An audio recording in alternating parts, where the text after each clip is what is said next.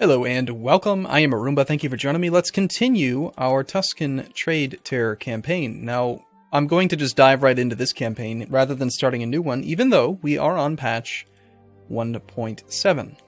I'm assuming I have the correct checksum. It is version 1.7, F2A1.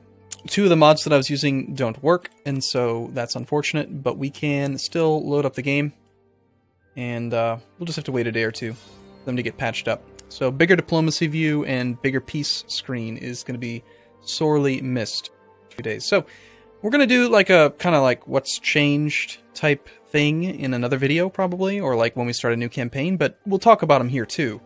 It's just that, this is like episode 110 or something of the series, and not everyone's going to watch it, so there's that. So, how is it going to affect this campaign is, it's actually going to make things a lot easier, actually, I think. Like, some of the notable changes that are going to really help us out is that, the ahead of time penalty is just better in every single way. When you're behind time, the neighbor bonus is now 5% per level versus just 2% in the previous patch, so we get a significant reduction to technology costs. You can see here we went from -2 to -5. From here at -4 to -10. So technology's cheaper. If we do get ahead of time again, which we will, then we get a significant bonus for being ahead of time. 20% bonus trade efficiency for being ahead of time. Although, if you think about it, there's going to be a lot of countries that have that bonus. So I guess it's kind of a null point unless you really are the very first person to be there or something. I'm not sure. But, same thing with production efficiency for being ahead in admin tech. No bonus for military because, being ahead in military tech is kind of an advantage all in its own right. What else has changed? National focus. This is with the DLC, not just the 1.7 patch. You actually have to have Res Publica. What this will let us to do is allow us to focus our nation on one particular monarch point type. So you lose one in these two. I'll just read it. Okay, click to change your national focus to administrative power, adding +2 to that power each month, but reducing the other two by 1. So it's a net wash on points, but you can really focus on something. So let's say, like in our case, admin points are the most important thing to us right now. We're really trying to get things cored. We just want to conquer as much as we can. And we also happen to be doing an administrative idea group right now. Clearly, our national focus should be administrative. This will cost us in the other two, but totally good. Now, there's no confirmation. When you click, it's just done. And I'm fairly certain that we have to now wait until our current character dies, I think, is when it'll change next. I'm not 100% sure, though. So anyway, where we left off last, we were at war with Orissa, because they looked at me funny.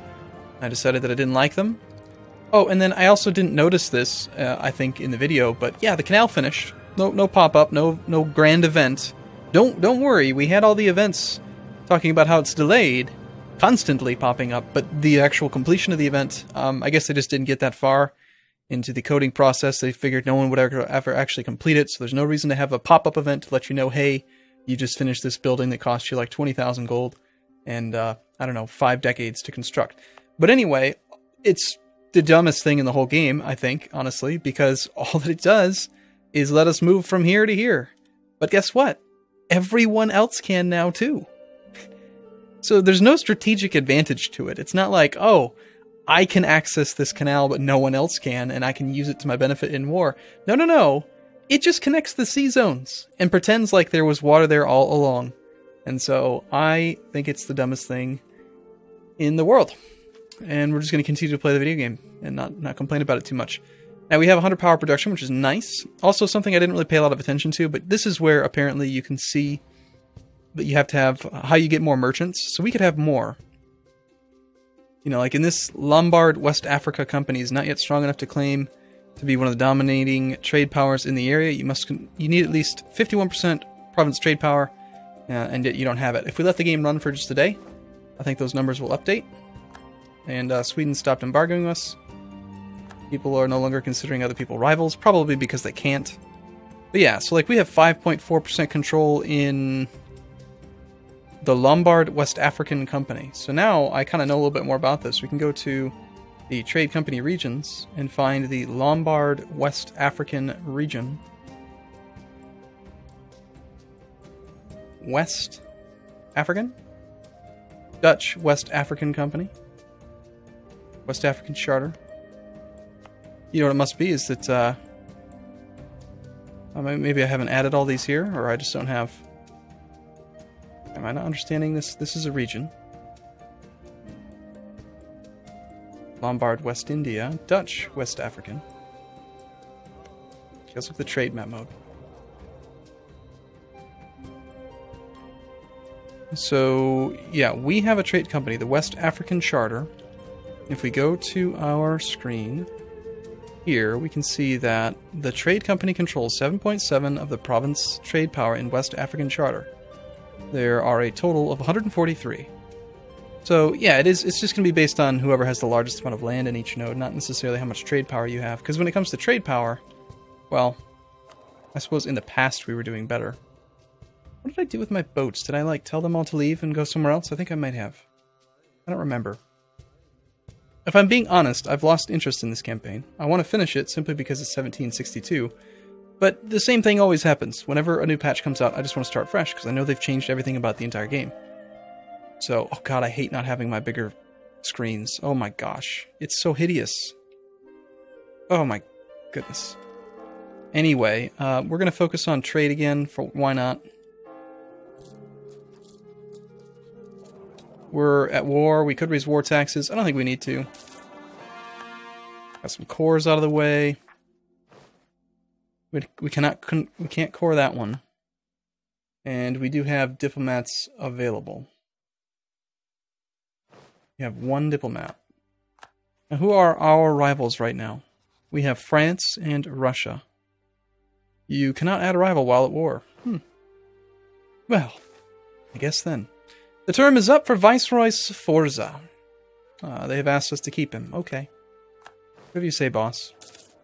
We are a constitutional republic. I like how they've updated this. Re-elections cost 10 Republican tradition. Next election's coming up soon. It tells you exactly how much it's going to cost, depending on how... So there's really no like big difference now between noble republics, which have an 8-year election cycle, and these ones, which have 4 years. So you're going to pay roughly the same amount of Republican tradition per election, I think. Which is interesting. Changes Republic mechanics a bit. Oman has ended their religious turmoil. Oh, and also, here's a big change. This will help us out tremendously as well.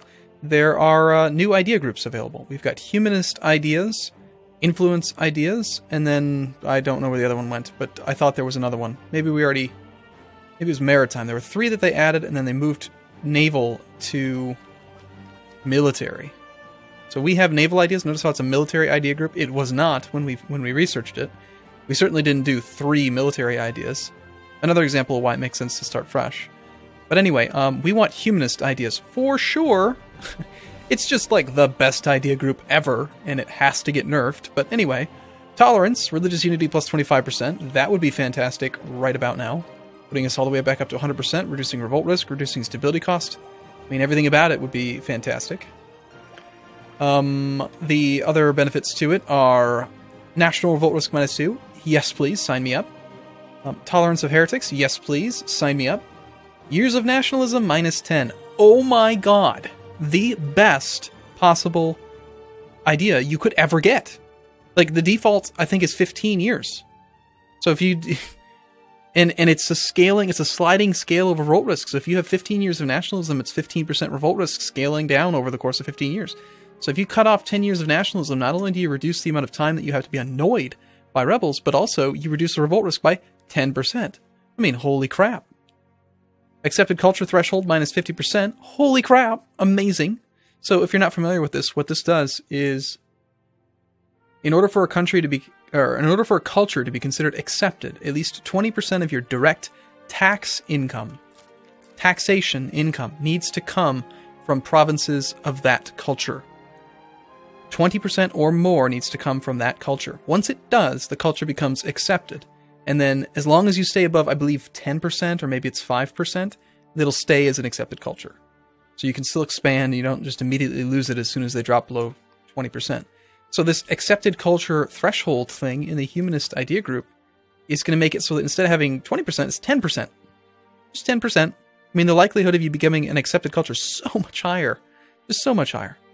Benevolence, better relations over time. Holy crap. Aggressive expansion, anyone? Yes, please. Tolerance of heathens. Yes, please. Holy crap. And then idea cost -10. I mean, it's just... Obviously, we have to go for... in fact, I wish I could just have it right now. But it's not going to benefit us too much because we only have room for one more, and obviously when we unlock that final one, we'll be done with ideas. But still, we still need humanist. We're going to focus everything we can on administrative power. Unfortunately, the Rapid Integration Act policy did get nerfed down from 15 to 10. It's kind of to be expected. It was really, really good. Not that it really isn't necessary, considering how much overall reduction we still have. Who do we have a truce with? Do we have a truce with you?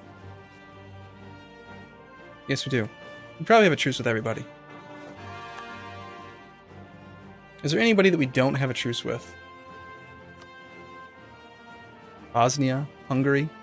We could attack them. Yeah, let's attack them. Diplomatic insult. No. Conquest. Cleansing the heresy. Yeah. I just feel like going to war. You know, I haven't played in a day or two. I need to go to war. Also, they added in the ability to shift click, or sorry, control select just your boats, which is really nice. Should be fabricating claims on people. Switzerland. Oh, hey, Switzerland. I have a claim on you. Go for that. Let's fabricate some claims. Oh god, I hate having my diplomacy screen so small. It's almost not possible to play the game without it, after having gotten used to it. I mean, thank goodness I've got my keyboard shortcuts still working. There's just no way I couldn't play with it without it anymore. Are you trying to run away? 26th, 21st. We're going to beat you there even with forced march. 20 regiments rise up in Khorasan. That's rather annoying. So what is our revolt risk right now anyway? You know, it's not too bad, actually. It feels like it's less here. Let's do focus on stability again. While we're at war. And we just want to move on anything that we have claims on. So we want to get down to Raska.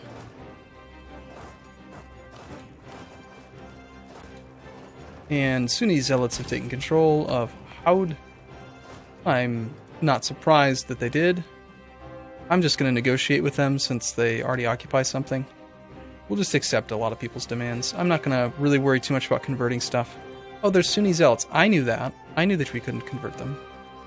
Alright, let's get a few... Let's go find our commanders. We have a 3-4 up here. We kind of need him where he's at. A 4-3, who is sieging Orissa. And a meager 3-3 hanging out down here. Alright, I guess we'll use him.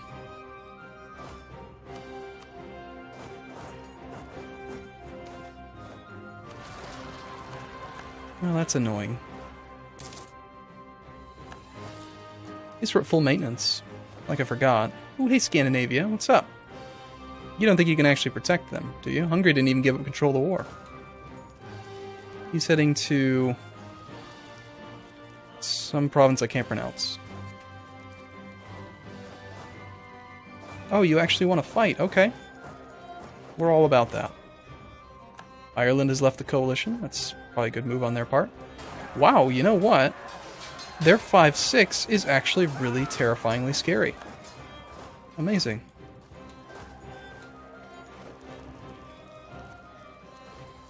Well, it's not the first time that's happened, nor the last time that it will.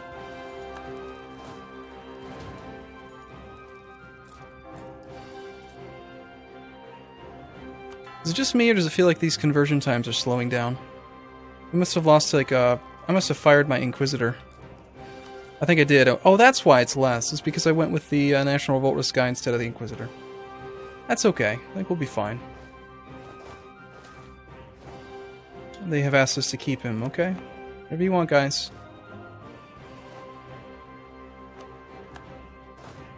Alright, so we're going to end the war with Orissa. We'll just take full annexation outright. Oh, there's some fairly significant changes to truce timers, by the way. 40 points. Why does that feel like a lot? Is it just me, or does this actually have more decimal places now? 5.0 instead of just 5. That's kind of nice. Do I not have a claim here? I thought I had a claim. Did we lose our claim somehow? Whatever. We're just gonna pay for it.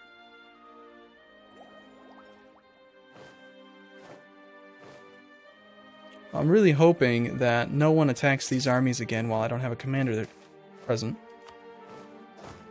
Fortunately, this guy's still running away. Alright, so that went just fine. You've got a 2-2. We'll go smash that with our big army and then come back. There's the 2-5 from Hungary. Taking back Haud. Gonna split up and protect some land over there. We also have fairly sizable revolt stacks here. See if we can take care of those. Okay, smashed Switzerland's army. Peace offer from Switzerland. They will cede Zurich. Oh, hey, they're trying to separate peace. We accept. I believe that's the one we have the claim on. I'll just start coring it right now. Very nice. It's got 4 base tax. I'm not going to do the harsh treatment. I really, you know, spending admin points. We should probably get that extra missionary. Try to get our missionary strength up. I should really probably not conquer quite as much right now. But you know me, it's probably still going to keep happening. I have no idea where to send this extra merchant that we have. Any particular spot that we need to steer it in?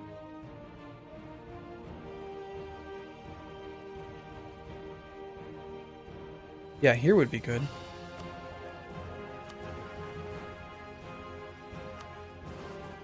I'm not sure that I'll remember to have him steer it in the right direction, but it makes somewhat sense to me. Do that. Okay, we've gotten a claim on Ayutthaya, and we have fervor points available. Not too many. We'll do stability again, just to try to prevent a few more rebellions. And I guess I'm going to take a break here. So hopefully I can get back into the swing of things. Sorry about the disconnected or sort of disorganized first video with the new patch, but I do look forward to seeing you in the next video. So thanks for watching, everyone. See you soon.